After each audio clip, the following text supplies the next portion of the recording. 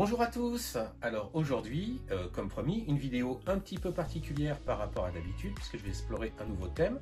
Aujourd'hui, je ne vais pas vous présenter un kit en plastique injecté ou même en résine.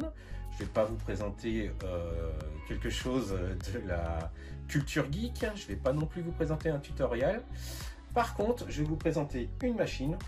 Et cette machine, c'est une imprimante 3D. Donc de chez Creality, et plus particulièrement, c'est la Allot One. Alors, pourquoi cette nouvelle section consacrée à l'impression 3D? Alors déjà, l'impression 3D, c'est une technologie qui m'a toujours... alors, intéressé, le mot est un peu fort, mais en tout cas, a toujours suscité ma curiosité. Mais pour moi, ça restait quelque chose soit lié à l'industrie, donc de très cher, de très beau, mais de très cher, ou alors une technologie qui était sympa, donc je pense notamment aux imprimantes PLA.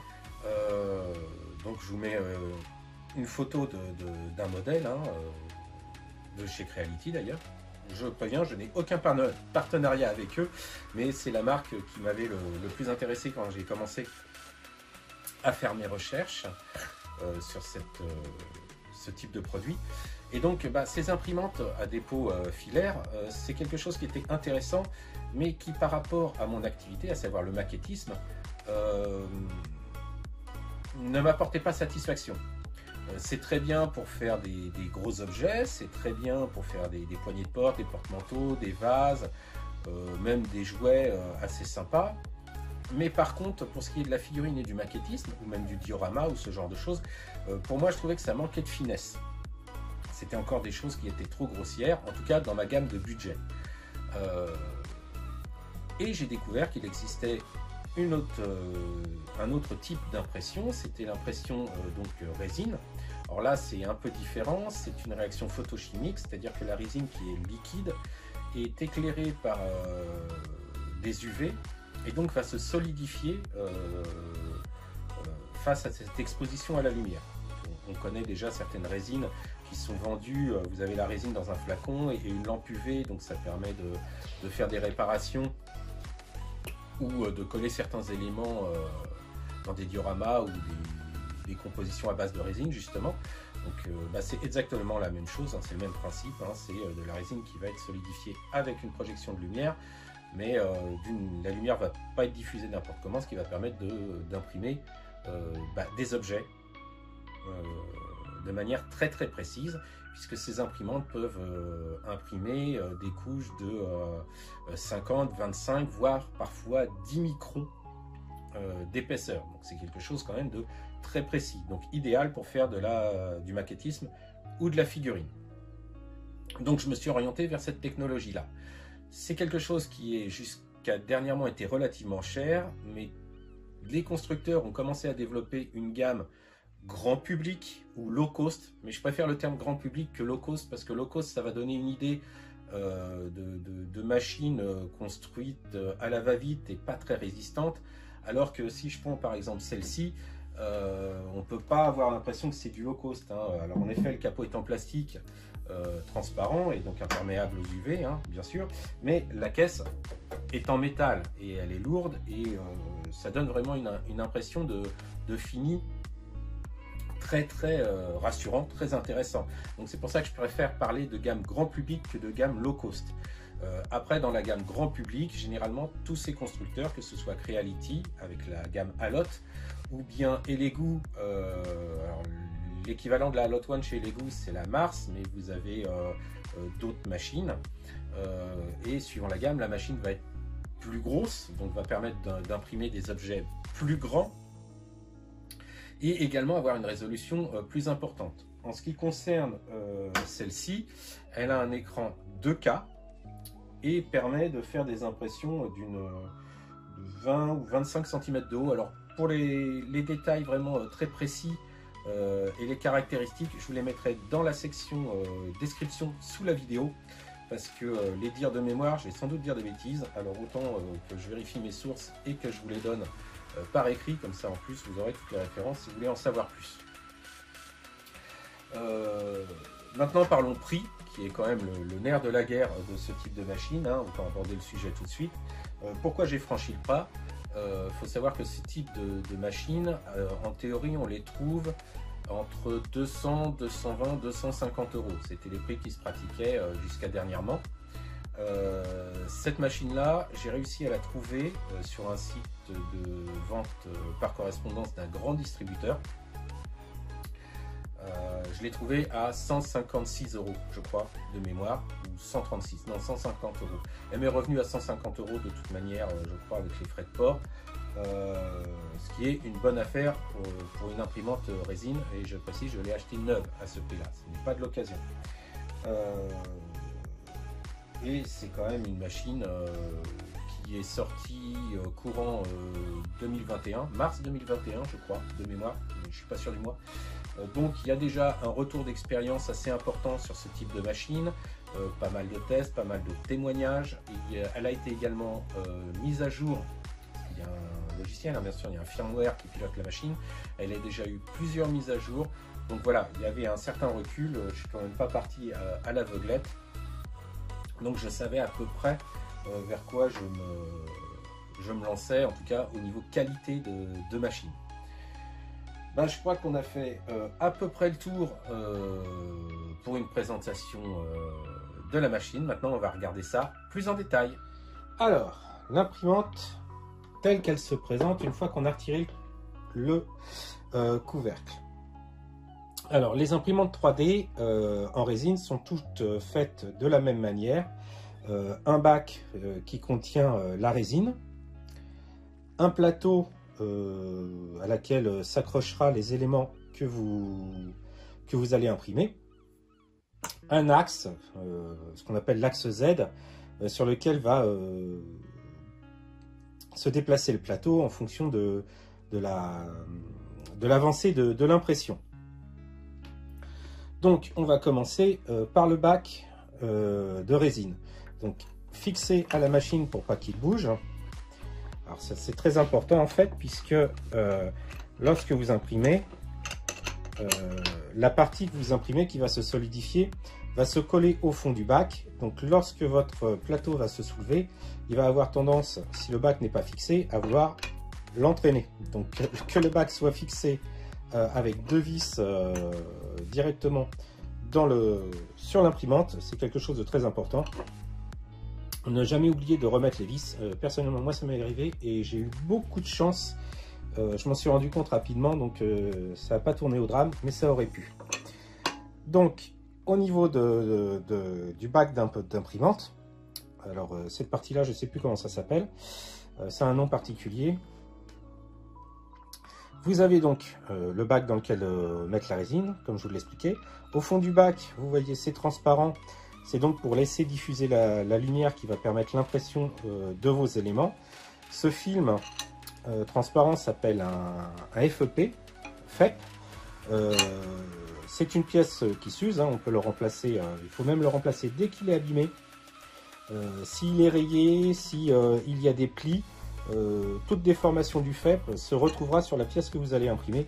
Donc il faut absolument en prendre soin, le nettoyer régulièrement et correctement, et le changer dès qu'on voit la moindre rayure, moindre rayure, il faut quand même que ce soit quelque chose de relativement important. Là, vous voyez, j'ai fait les traces de doigts parce que je pensais qu'il y avait une saleté. Il faudra que je nettoie avant ma prochaine impression, sinon la lumière sera pas correctement diffusée et mon impression aura des chances d'être ou de moins bonne qualité ou carrément ratée. Donc voilà, et ce FEP est changeable facilement, il suffit de retirer l'ensemble des vis ici, de mettre le nouveau FEP et de refermer. La tension du FEP se fera automatiquement. Le prochain coup que je change mon FEP, hein, je l'ai déjà fait une fois, je vous ferai un petit tuto pour vous expliquer comment on procède. Mais c'est très très simple. Voilà. Donc l'autre partie importante de l'imprimante, c'est donc le plateau. Il est fixé à l'aide d'une molette. Hop, on le sort. Donc comme vous voyez, il n'est pas très grand, mais on peut quand même déjà imprimer pas mal de choses, je vous montrerai. Puisque la particularité de l'impression 3D, c'est que des gros volumes peuvent être découpés en plusieurs petits, qu'on n'a plus qu'à réassembler, comme une maquette en fait, ou une figurine résine que vous achetez dans le commerce.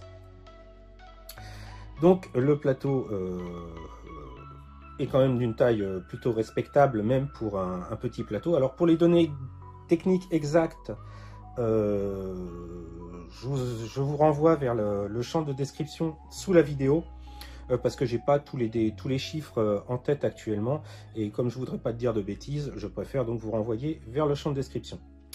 L'autre point important de ce plateau, donc entièrement en métal, c'est la possibilité de l'étalonner, c'est-à-dire régler la hauteur à laquelle il descend pour bien être jointif, enfin être à la bonne hauteur pour que l'impression se fasse correctement.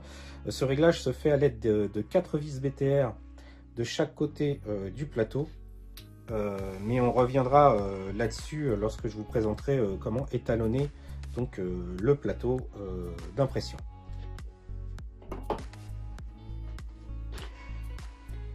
Ensuite, vous avez ici l'axe Z, donc sur une vis sans fin. Donc monorail, hein, il n'y a qu'un seul axe. Bon, vu la taille de la machine, pas la peine d'en avoir plus. Par contre, le point qui est très important, c'est que il n'y a absolument pas de jeu sur cet axe. Parce que la stabilité à ce niveau-là est très importante. Si l'axe bouge au moment où vous faites votre impression, vous allez vous retrouver avec des pièces déformées. Or là, c'est parfaitement stable, il n'y a absolument aucun problème de ce côté-là, et tout en métal. À présent, l'écran d'impression. Donc l'écran d'impression est ici. Bon, la surface vraiment d'éclairage est plus petite. Alors je ne vais pas l'allumer parce que c'est des UV et que j'ai les yeux juste au-dessus. Donc je ne vais pas m'abîmer la vue, mais bon, la surface d'impression pareil, hein, vous regarderez dans le descriptif, c'est indiqué. C'est du 2K, hein, c'est de l'impression 2K, pardon, écran monochrome. Pour ce que j'ai pu voir, l'écran monochrome donne une plus forte luminosité et donc permet une polymérisation de la résine beaucoup plus efficace, et permet également des temps d'exposition plus courts et pour polymériser donc, la résine, ou alors pour un temps identique polymériser des couches plus épaisses. L'autre point aussi particulier de ce type de machine, alors c'est pas la seule à faire ça, hein, mais en tout cas celle-là a cette particularité, c'est la façon dont est diffusée la lumière. Elle fonctionne, l'écran renvoie la lumière avec un système de miroir à l'intérieur, ce qui fait que le taux d'éclairage est homogène sur l'ensemble de l'écran, ce qui fait que votre polymérisation au niveau de l'impression 3D sera exactement la même que vous soyez au centre ou sur les bords. Donc on est sûr d'avoir exactement les mêmes résultats, quel que soit l'emplacement de votre pièce, ou de vos pièces, hein, puisque généralement on essaye d'imprimer plusieurs pièces sur un même plateau pour optimiser le temps d'impression 3D, parce que à la différence de l'impression filaire, comme il y a des mouvements mécaniques avec la tête d'impression qui se déplace, si vous imprimez un objet, on va dire qu'il faut, allez, on va dire n'importe quoi, allez, un objet, 1 heure. Avec l'imprimante filaire, si vous mettez 2 objets, eh ben, vous risquez de doubler, voire même plus que doubler le temps d'impression, puisque l'imprimante va imprimer les objets, alors pas réellement simultané, puisqu'elle va faire une couche là, une couche au deuxième objet, deuxième couche, troisième couche, et donc il y a le temps de déplacement de la tête d'impression. L'impression résine, en revanche, toute la couche est imprimée, puisque c'est un éclairage de lumière et une polymérisation, hein, c'est une réaction chimique, enfin physico-chimique, puisqu'il y a de la lumière et une réaction chimique derrière. Toute la couche, qu'il y ait 1 ou 10 objets, sera polymérisée en même temps, au même instant. Donc vous avez un objet, il faut 1 heure d'impression, vous avez 2 objets, tant qu'il fait la même hauteur, que vous avez le même nombre de couches, vous n'augmentez pas votre temps d'impression. Donc c'est aussi le point qui est intéressant sur l'impression résine. L'autre point aussi à noter sur cette, enfin 2 autres points à noter également sur cette imprimante, enfin sur cette partie-là. Vous avez ici deux espèces de petites butées qui permettent de bien positionner le bac de résine et donc éviter de chercher l'endroit où placer les vis et risquer donc de rayer l'écran. Et vous avez ici, alors est-ce que ça se voit? Oui. Alors vous avez ici un ventilateur, donc son rôle est double. Le premier, c'est d'évacuer la chaleur engendrée par la par l'écran, mais également la polymérisation de la résine. Ce qu'il faut savoir, c'est l'une des raisons, mais on reviendra sur les normes de sécurité et les précautions à prendre lors d'une impression 3D, même si je le développerai beaucoup plus dans la deuxième vidéo concernant mon retour sur mes premières expériences. L'impression 3D, c'est un jeu, c'est pas un jeu. Il faut être prudent lorsqu'on fait de l'impression 3D. Ce sont des produits chimiques. L'impression 3D filaire, c'est du plastique qu'on fait fondre. Donc il y a des émanations de gaz résultant de la chaleur et du plastique. Dans l'impression résine, la résine est encore plus... faut être encore plus prudent lorsqu'on manipule de la résine. En effet, lors de la polymérisation, il y a dégagement de gaz nocifs. Et donc ce ventilateur est censé récupérer les gaz. Il y a un filtre charbon à l'intérieur et il est censé filtrer les gaz dangereux et donc permettre une impression safe. Moi je pense que de toute manière il faut toujours imprimer dans un lieu ventilé qui n'est pas forcément un lieu de vie. Donc les imprimantes dans le salon ou les imprimantes dans les chambres à coucher, alors ça c'est encore pire, ça c'est à bannir, strictement interdit, c'est très dangereux. Ce sont des produits chimiques, des produits toxiques, il faut utiliser le bon terme, c'est toxique. Et en plus je pense qu'on n'a pas encore énormément de recul sur ce type de produit, donc ça reste dangereux. À manipuler avec précaution. De même, la résine, lorsqu'elle polymérise, elle est exothermique. Une résine qui commence à durcir peut monter, il me semble, jusqu'à 60-70 degrés. C'est l'une des raisons pour lesquelles, lorsqu'on manipule de la résine, que ce soit pour remplir le bac ou pour prendre les pièces qui viennent d'être imprimées, gants, masques et lunettes de protection obligatoires. Et normalement, les masques, c'est même les masques à cartouche à filtre charbon actif qui devraient être utilisés. Là-dessus, je suis le mauvais exemple, je n'en utilise pas systématiquement. En revanche, j'ai toujours ma fenêtre ouverte lorsque je fais une impression 3D pour éviter justement au maximum tous ces problèmes. Donc pour revenir à la machine proprement dit, donc vous avez ici un ventilateur, ce qui fait que la machine est relativement bruyante. J'essaierai de voir si je peux vous faire une démonstration un petit peu plus loin dans la vidéo. Et comme je vous expliquais, le montage est assez simple. On met le bac en place avec les taquets et on revisse pour s'assurer que le bac est bien en place. Et la mise en place du plateau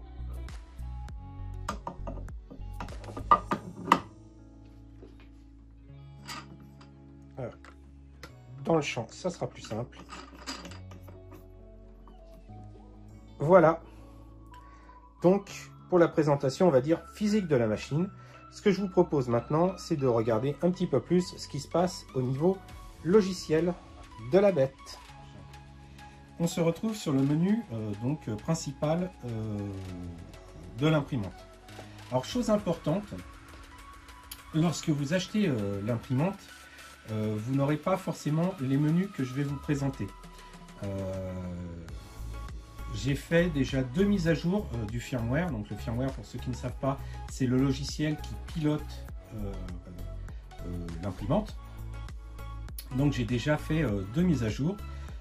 Alors, je vais vous montrer comment faire. Par exemple, sur le logiciel sur le firmware d'origine, il n'y a pas de possibilité de paramétrer la langue en français. Vous avez 2 langues, chinois ou anglais.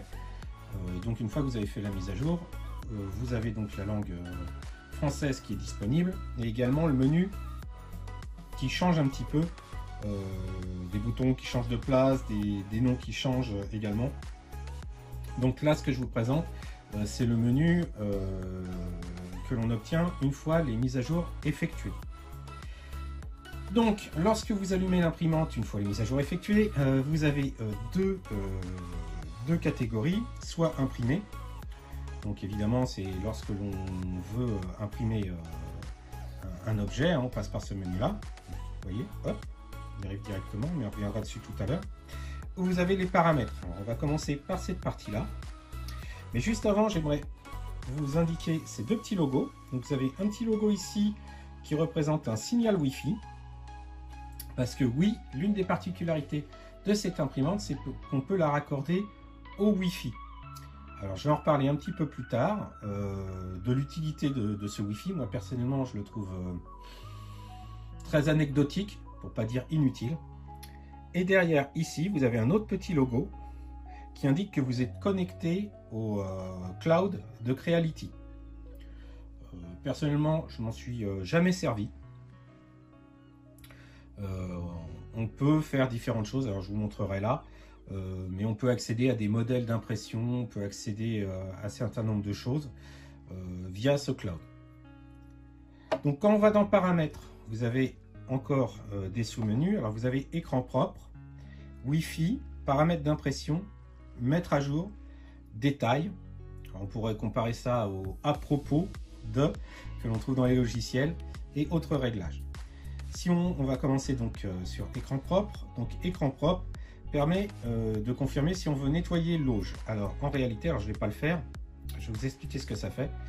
Lorsque vous appuyez sur ce bouton et que vous confirmez, l'écran va s'allumer intégralement pendant un certain temps. Et donc ça sert dans le cas où on souhaite nettoyer l'auge, donc le bac de résine. Le fait d'éclairer intégralement l'écran va faire polymériser toute la résine au fond du bac.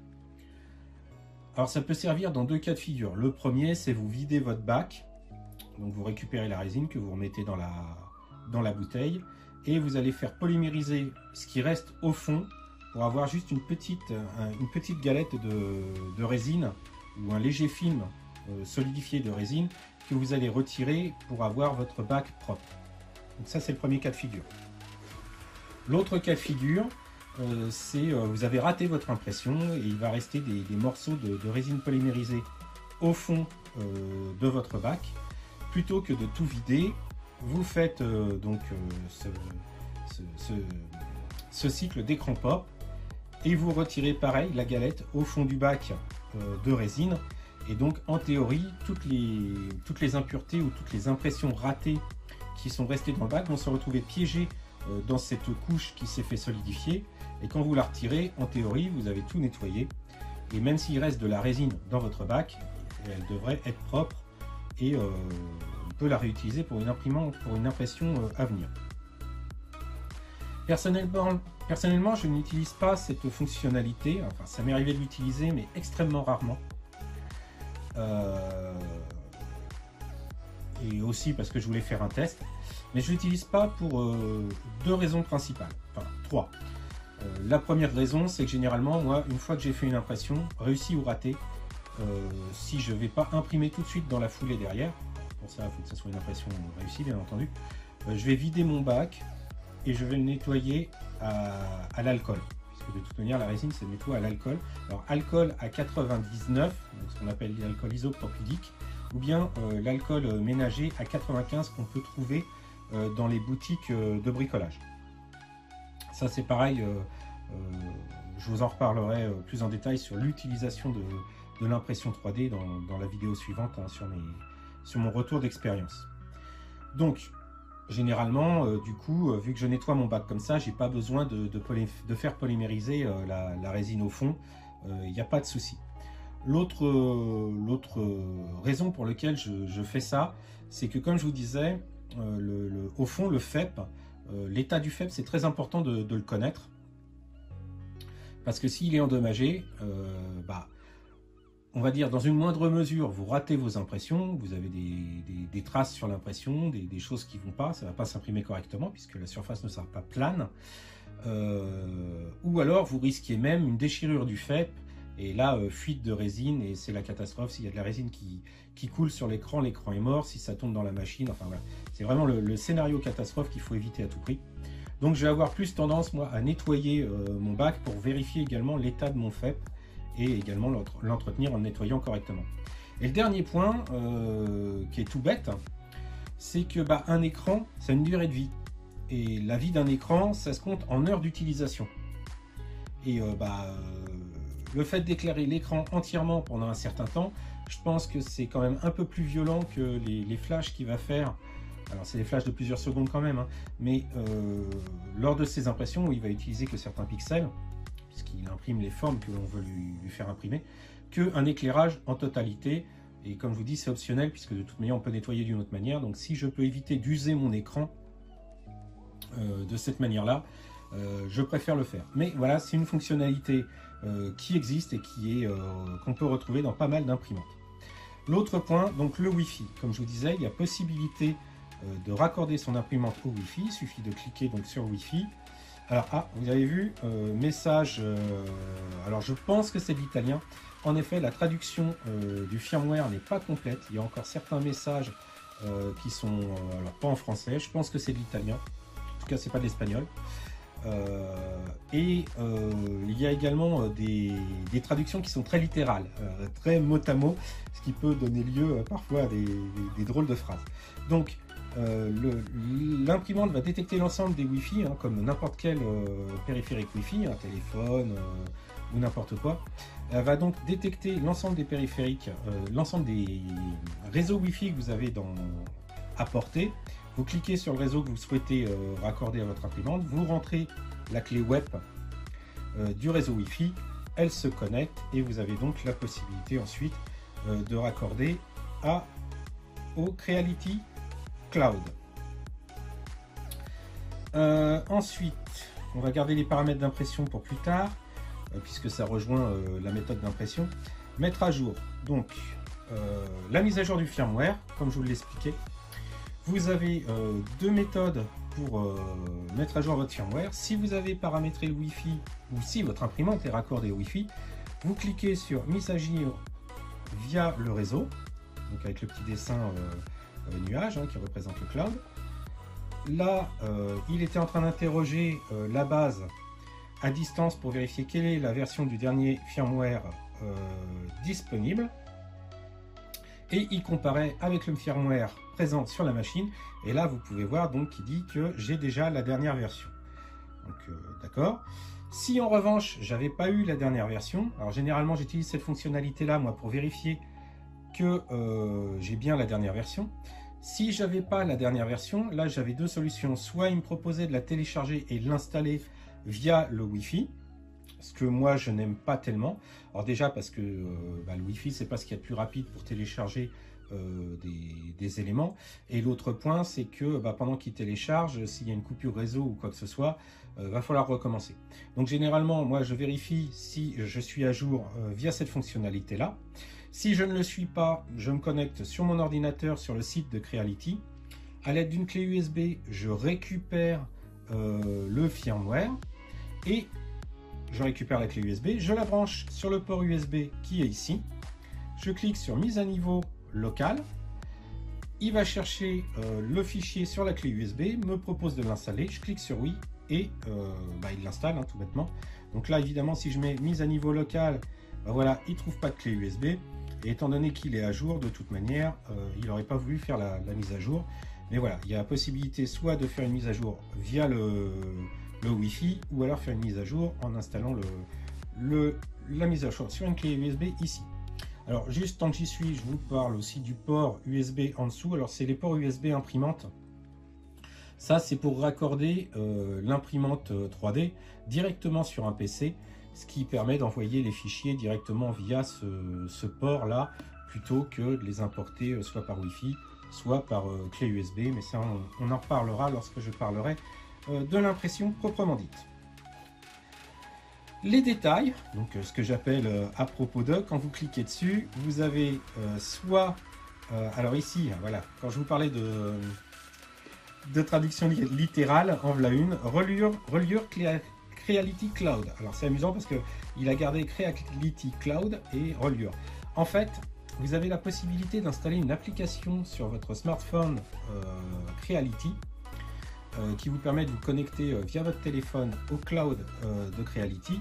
Et ensuite, pour raccorder votre imprimante à ce cloud via votre application smartphone, il faut donc utiliser ce flash code qui va permettre donc de raccorder l'imprimante. Et là encore une traduction littérale, puisque tout à l'heure vous avez vu, il a bien mis Creality Cloud, et là il marque nuage de Creality. Il est dédié à l'application Creality Cloud, donc qui est sur les smartphones. Ici vous avez autre information, en fait ça vous donne le modèle de l'imprimante, son ID, donc son numéro de série, la version actuelle du firmware, l'adresse mail pour écrire au service dédié à l'ALOT, donc ALOT l'imprimante de Creality, l'IP de l'imprimante, le site internet de Creality et un numéro de téléphone pour le SAV. Mais bon, vu comment le numéro de téléphone est constitué, à mon avis c'est à l'étranger et je pense pas qu'ils aient un support en français. Ensuite, autre réglage, donc on va dire on est toujours dans les paramètres, donc vous avez la possibilité de régler la langue de l'imprimante. Donc vous voyez, hein, vous avez l'anglais, le chinois, l'allemand, l'espagnol ou le français. C'est peut-être quand même de l'espagnol, les erreurs de traduction, mais pourtant j'en doute. Pour personnaliser, alors encore une traduction littérale, il s'agit en fait du skin, hein, ce qu'on appelle communément le skin, donc l'apparence de l'écran. Vous avez le choix entre 3 skins actuellement. Vous avez le classique, c'est celui que j'ai, le coloré qui est donc une apparence plutôt psychédélique, et montagne enneigée qui est donc une photo, non je ne vais pas changer, une photo de montagne. C'est juste un fond d'écran sur lesquels viennent se mettre les cases, hein, donc c'est rien de bien particulier. Ça serait marrant d'ailleurs que Creality nous permette de mettre la photo de notre choix en fond, pourquoi pas, hein, comme on le fait sur un téléphone. Donc voilà, c'est juste pour personnaliser un peu l'imprimante. La réinitialisation permet de remettre l'ensemble des paramètres de l'imprimante à 0, mais seulement les paramètres. Si vous, ça ne va pas remettre en mode sortie d'usine. C'est-à-dire que les paramètres vont être initialisés, hein, tout ce qui est paramètres d'impression que je vous montrerai tout à l'heure. Le réseau Wi-Fi va être effacé également, c'est-à-dire que si vous appuyez là, il faudra re-rentrer de nouveau un nouveau réseau Wi-Fi. Mais par contre, le firmware, lui, restera celui que vous avez installé. Ça ne va pas complètement revenir en arrière. Par exemple, typiquement, vous avez un bug, l'imprimante qui freeze. Moi, ça m'est arrivé hein, à la fin d'une impression. Je n'arrivais plus à... L'écran tactile ne voulait plus revenir à 0. J'ai éteint l'imprimante, alors qu'elle avait fini l'impression. Hein, j'ai pas raté mon impression pour autant. J'ai éteint l'imprimante, je l'ai rallumée. Je suis allé dans le menu, j'ai réinitialisé l'imprimante et j'ai re-rentré l'ensemble de mes paramètres. Et depuis, j'ai plus aucun problème. Voilà, de toute manière, hein, c'est un firmware, hein, c'est un peu comme un mini PC. Hein, il y a une carte mère, un processeur qui tourne à l'intérieur. Donc des plantages, malheureusement, ça peut arriver, même si c'est relativement rare. Donc ensuite, nous avons les paramètres d'imprimante, qui sont également les paramètres d'impression. Donc on va commencer par mouvement de l'axe Z. je traduis, alors voilà, là-haut c'est resté en anglais, setting, printing, setting page. Ici vous avez du français, paramètres d'impression. Et là, movimiento de eje Z. Bon. Alors en fait, cette partie-là va vous servir à étalonner et à régler la hauteur du plateau. Le retour à 0 permet de remonter le plateau tout en haut de l'axe. Alors ça peut arriver, vous avez une coupure de courant pendant une impression, ou vous stoppez une impression, ou quand vous achetez la machine, je crois que le plateau n'est pas forcément en haut. Donc il faut mettre retour à 0, il va avoir pour effet de remonter le plateau tout en haut de l'axe. Et ensuite vous avez ici le nivellement. Alors je ne vais pas le faire parce que je crois que ça déclenche le nivellement de l'axe, mais je vous ferai une démonstration tout à l'heure. Donc ça sert à régler le plateau pour qu'il soit bien à niveau, bien jointif, à la bonne distance du FEP. lors de l'impression, puisque si vous avez le plateau qui est trop bas, il va écraser la résine contre le FEP, et donc quand le plateau va remonter, vous avez un gros risque, soit il n'y avait pas de résine et bien sûr ça n'a pas polymérisé, pas d'impression, ou alors ça a tellement appuyé sur le FEP sans pour autant empêcher la polymérisation, que quand le plateau va se soulever, il va tirer très fort sur le FEP après l'avoir écrasé, et vous risquez d'endommager votre FEP, rater l'impression bien entendu, et derrière déchirer le FEP avec les effets que je vous ai déjà expliqués, fuite de résine, ce qui serait une véritable catastrophe pour votre imprimante. Je vous ferai une démonstration tout à l'heure pour vous expliquer comment on fait la mise à niveau du plateau. Vous verrez, c'est très très simple, et on utilise donc cette partie là. Alors, pour étalonner donc le plateau, comme je vous ai déjà montré, vous avez 4 vis donc sur le bord du plateau.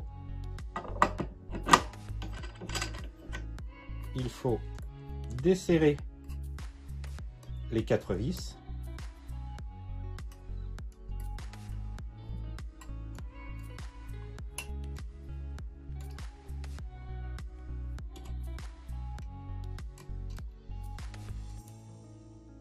Généralement, l'étalonnage, ça se fait lors de la mise en service, parce que vous recevez votre imprimante, ou si vous avez nettoyé votre plateau, ou s'il a subi un choc, s'il est tombé. Voilà, donc voilà, le plateau est complètement mobile. Voilà, ensuite on place une feuille de papier sur l'écran.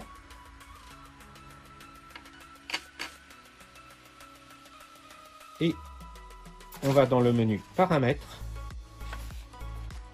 Si je me souviens bien, c'est pas autre réglage. Paramètres d'impression.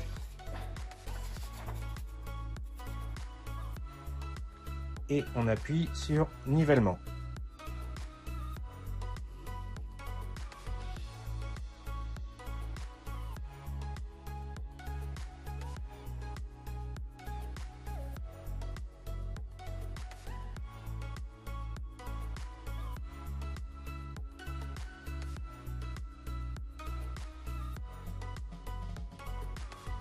Et là, voilà, il s'arrête, le plateau repose sur la feuille, ce qui correspond à peu près à la hauteur du FEP. Et là, sans bouger le plateau, vous resserrez les vis.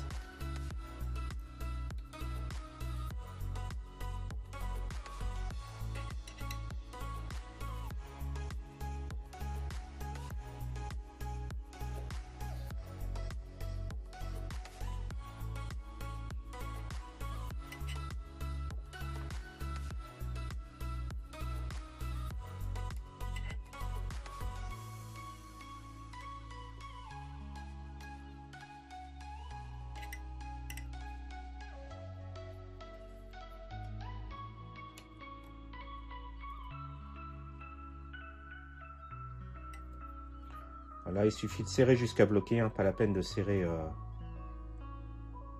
comme une brute.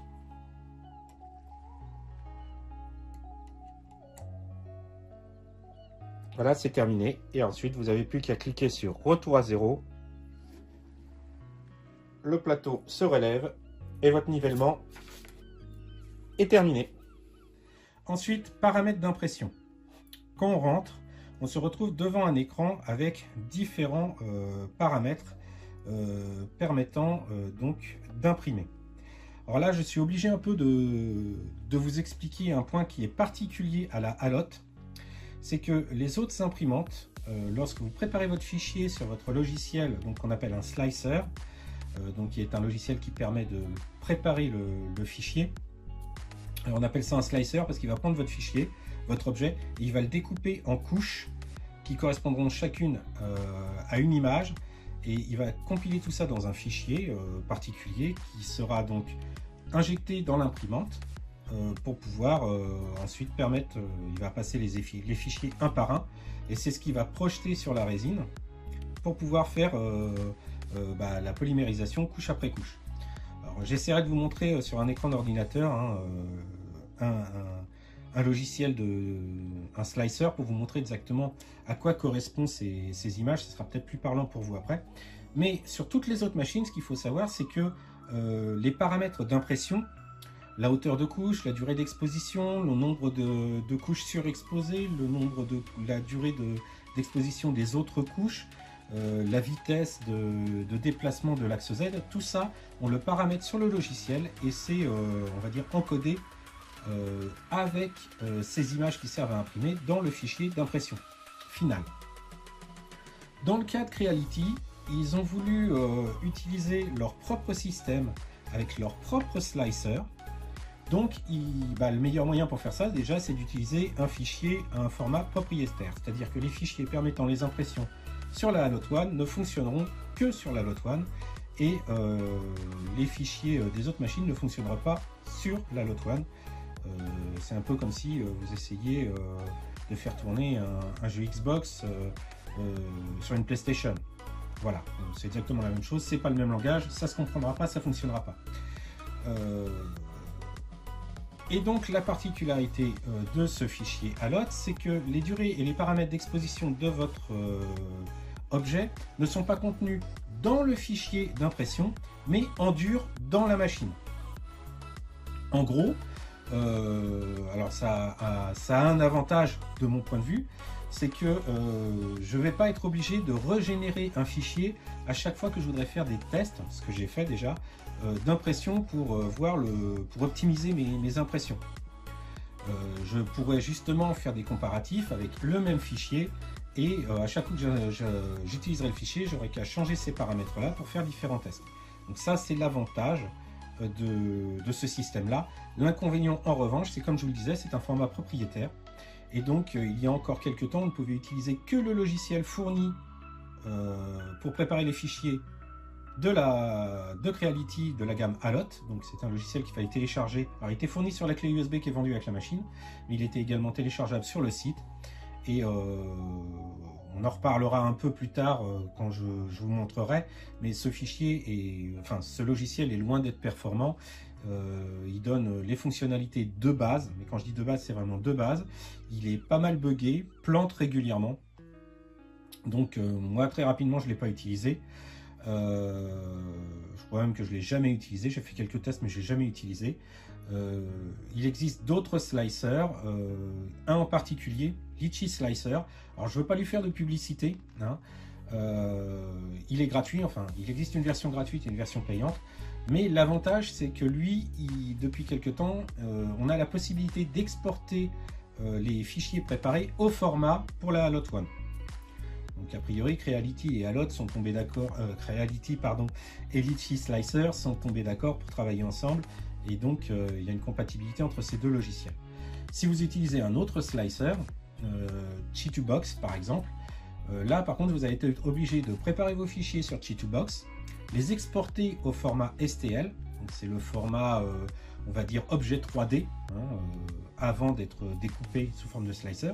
Donc vous avez préparé votre fichier, vous avez mis des supports, hein, tout ça, je vous présenterai ça plus tard. Et va falloir l'ouvrir avec un fichier compatible Alloth pour ensuite exporter au format Creality.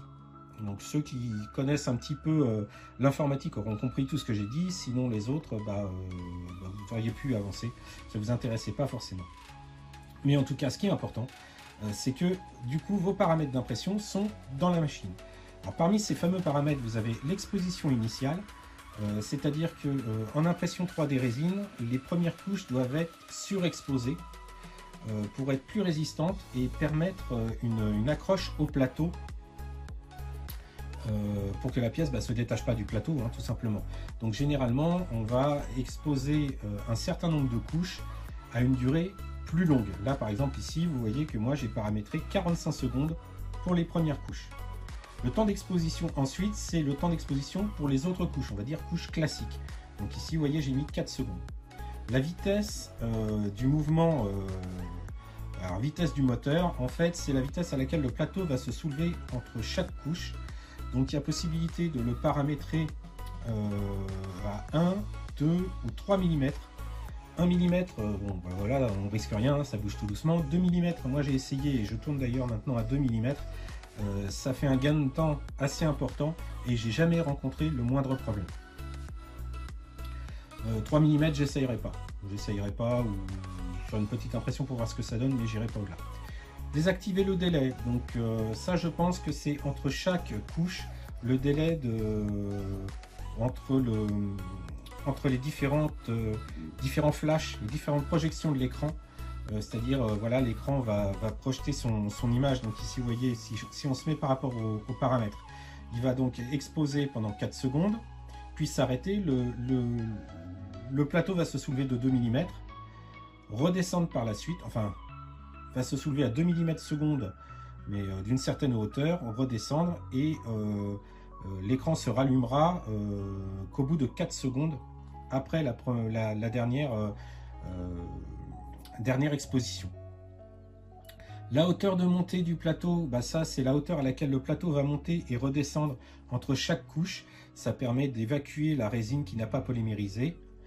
Et le temps d'exposition des couches inférieures, enfin le nombre de couches inférieures, donc c'est les fameuses couches qu'il faut surexposer. Donc là moi j'ai mis 6 couches, donc il y a les 6 premières couches qui sont donc exposées à 45 secondes. Mais tout ça bien sûr est paramétrable et modifiable comme on le veut. Voilà, on a fait le tour pour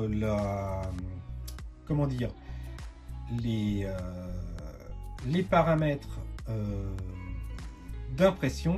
Ce que je peux vous montrer maintenant, c'est comment, une fois que le fichier est préparé sur le slicer, comment lancer une impression dans l'imprimante. Une fois que vous avez préparé votre fichier et que vous l'avez mis dans votre clé USB, bien sûr vous allumez l'imprimante, vous insérez la clé USB, vous cliquez, enfin vous sélectionnez imprimer, et là vous avez la possibilité soit, alors c'est un peu particulier parce que comme j'ai déjà fait des impressions, vous voyez ici un petit symbole en forme de clé USB, c'est ce qui trouve sur la clé USB. Ici vous avez un petit symbole avec la répertoire, c'est les fichiers qui trouvent en local, parce que dès que vous sélectionnez un fichier sur la clé USB, il va le recopier en local et seulement après l'imprimer. Ce qui permet d'éviter tout problème de clé USB retirée en cours d'impression ou de clé USB défectueuse qui tombe en panne et en cours d'impression. Donc ça, ce sont les deux parties en dessous. Et au-dessus, vous avez modèle en ligne, Creality Cloud, c'est ce que je vous expliquais. Ce sont des modèles que vous pouvez trouver via le Wi-Fi. Et donc, des modèles qui sont disponibles. Alors, ça change un peu tous les jours. Là, vous avez une maison, un personnage de One Piece, un tyrannosaure ou une... lampshade, une lanterne, voilà. Donc ça change tous les jours. Je les avais jamais vus ceux-là. Donc voilà. On va partir du principe qu'on récupère un fichier qui est sur la clé USB. Donc comme vous voyez, il est en train de l'importer.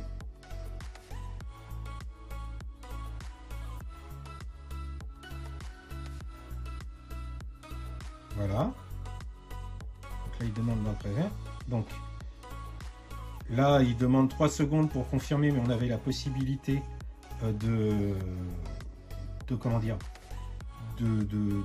cliquer sur d'accord et on se retrouvait directement sur la base. Alors là, juste pour vous montrer, je sors du menu, je retire la clé USB, je retourne dans imprimer et vous voyez qu'il a bien récupéré le fichier que je lui avais inséré, puisque vous voyez la date, hein, c'est bien la date d'aujourd'hui, en tout cas de la date du tournage. Donc le fichier a bien été recopié. Vous sélectionnez ensuite le fichier que vous souhaitez. Alors il vous permet d'utiliser soit le paramètre de fichier, soit les paramètres de l'imprimante.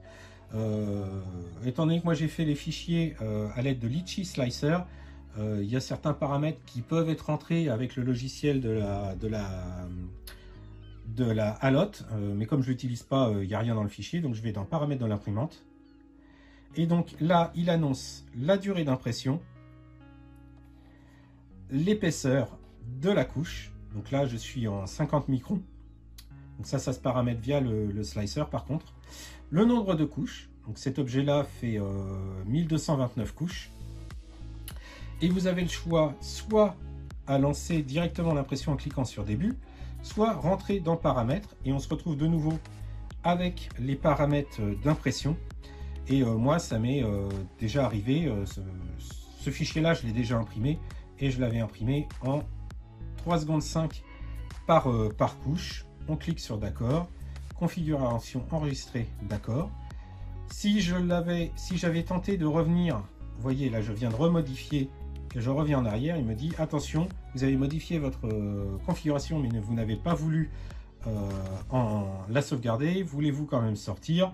Je fais d'accord.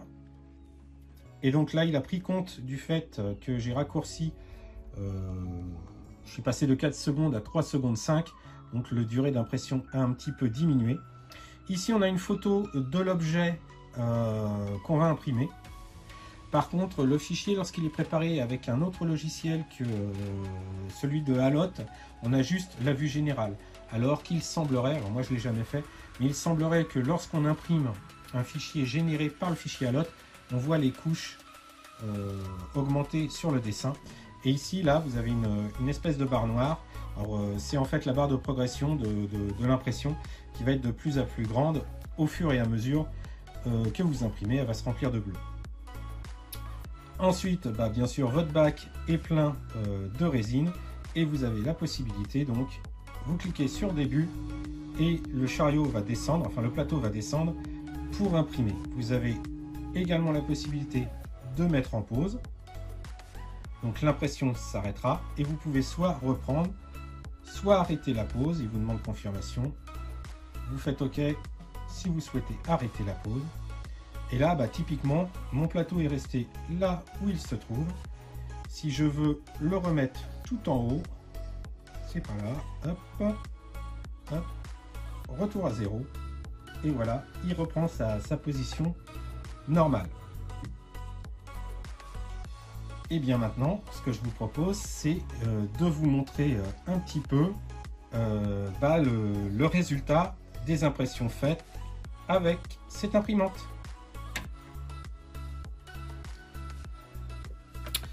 Alors, voilà un petit exemple de ce que j'ai imprimé, alors avec des choses plus ou moins réussies. Donc voilà ce que j'ai pu imprimer. Alors, il n'y a pas tout, hein, là. Il y a quelques exemples. Hein. Donc parmi les premières choses que j'ai imprimées, il y a ce Totoro. Donc là, j'ai déjà commencé à le retravailler. Hein, vous voyez, à rectifier, boucher des trous et autres. Mais donc voilà, ça c'est l'un des premiers éléments que j'ai réussi donc à imprimer, hein, ce Totoro. Donc voilà, une forme assez simple. Et déjà, on voit que de nombreux détails, hein, on voit le pelage qui ressort bien. Dans la série, un petit Baby Yoda. Pareil, hein, imprimé en creux, donc il y a des trous pour évacuer la résine qu'il faudra que je rebouche par la suite. Alors dans les choses un peu moins réussies, ce socle avec donc l'épée de Zelda. Donc une déformation ici que je m'explique pas. Hein, là il y a un décalage, je sais pas, comme si ça avait bougé en cours d'impression. Puis une déformation, c'était la première fois que je faisais une impression de ce type là et je manquais de support. Et vous voyez donc ça s'est complètement déformé. J'aurais dû mettre des supports sur tout le tour, ce que je n'ai pas fait. Donc voilà, qu'est-ce que je peux vous montrer d'autre?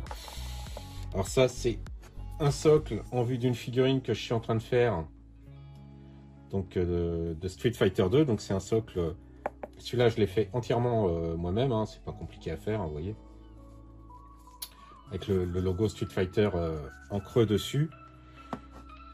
Et donc le personnage qui ira dessus, voilà, donc hop, Chun-Li.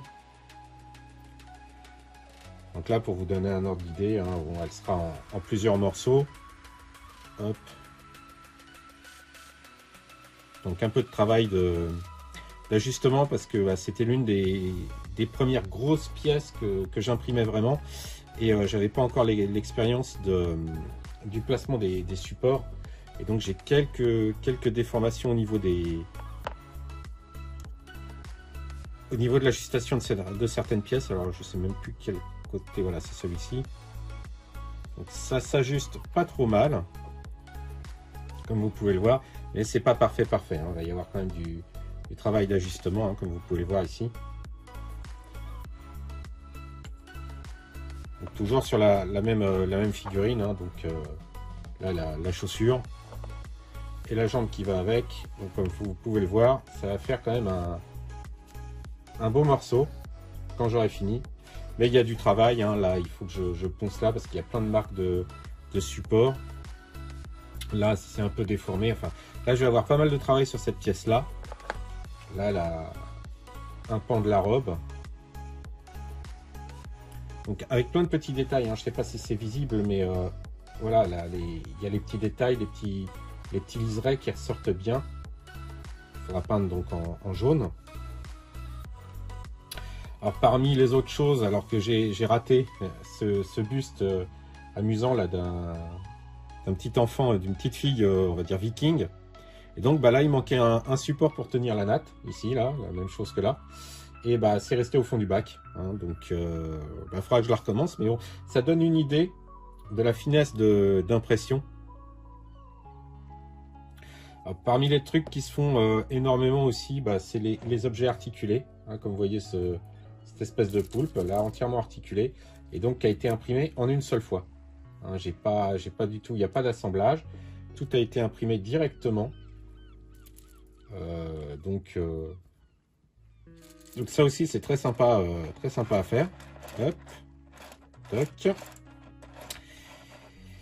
Qu'est-ce que je pourrais vous montrer ici? Ah oui, alors ça, une série de dessous de verre. Donc là que j'ai fait moi-même, hein. J'ai retrouvé des images sur le net et donc j'ai fait le design, hein. Donc c'est des dessous de verre ayant pour thème les animes des années 80, hein. Donc Macross, Cobra, les mystérieuses cités d'or, Goldorak, Grandizer et Ulysse 31. Voilà, donc j'ai encore un peu de travail dessus, de ponçage et de mise en peinture. Et juste vraiment pour finir, vous montrer à quel point l'impression peut être vraiment réussie. Vous voyez là, un petit lapin. C'était un test que j'ai fait. Donc je vais vraiment essayer de réduire au maximum. Alors je ne sais pas si ça va passer bien à la caméra.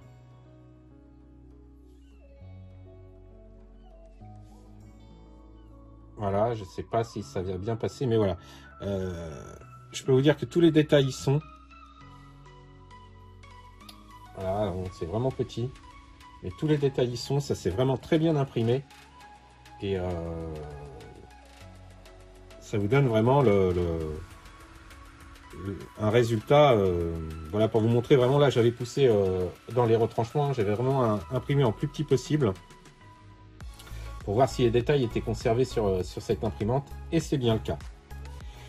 Donc bah voilà, c'est un florilège un peu de ce que j'ai imprimé. Il y a d'autres choses que j'ai imprimées, hein, que je vous montrerai parce qu'elles sont actuellement, bah, je travaille dessus, hein, qui sont en mise en peinture ou en ponçage, enfin voilà. Donc je ne veux pas tout vous montrer non plus. Mais voilà le genre de pièces qu'on peut réussir avec ce type d'imprimante. Et bien que ça soit une imprimante dite d'entrée de gamme, comme je vous disais, je préfère dire entrée de gamme ou grand public que low cost, et ben, on obtient de très très bons résultats, hein. Les ratages, que ce soit donc les déformations du socle là de l'épée de Zelda, enfin de Link, ou bien la natte là, le ratage sur le buste du petit viking, c'est pas lié à la machine, c'est pas un défaut de machine, c'est un défaut de l'utilisateur, c'est-à-dire moi-même qui ne maîtrisais pas encore les concepts de support. Donc bah voilà, c'est tout ce que je peux vous dire pour cette machine, en tout cas dans un premier temps.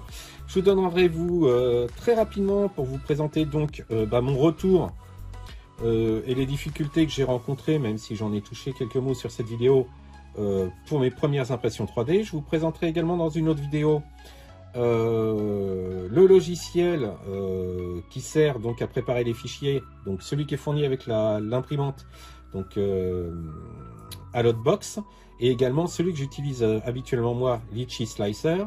Et dans une autre vidéo, je vous montrerai peut-être quelques tutos concernant l'imprimante proprement dit. En attendant, prenez soin de vous, profitez des beaux jours qui viennent, et je vous dis à très bientôt.